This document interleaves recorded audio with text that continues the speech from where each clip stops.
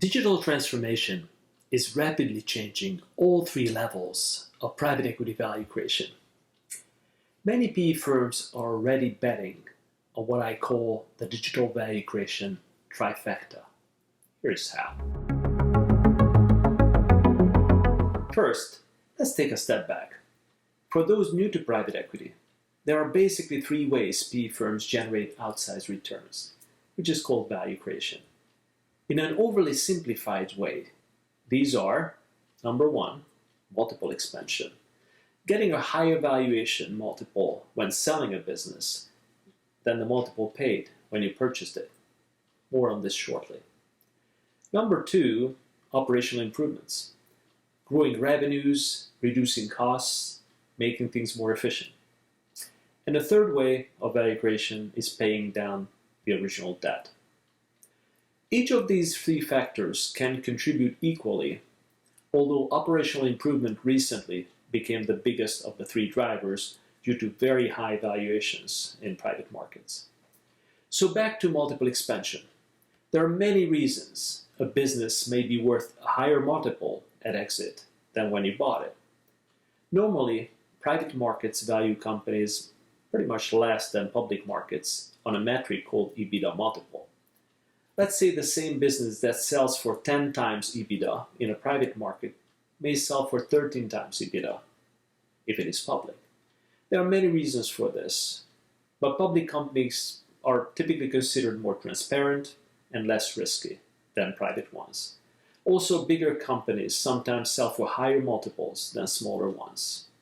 In addition, often public companies are considered better run, and that can also fetch higher multiples. The impact of digital technology on multiple expansion may not be obvious.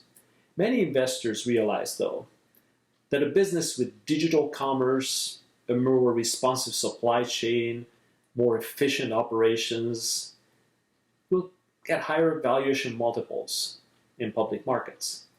Some believe digital transformation may add 20-30% to the realized EBITDA multiples on exit. Recently, private valuation multiples became as high as public ones. The traditional arbitrage of buying lower private multiples and selling high public multiples has been shrinking. And if that trend continues, digital multiple expansion may become a key lever. The connection between operational improvements and digital technology seems pretty obvious.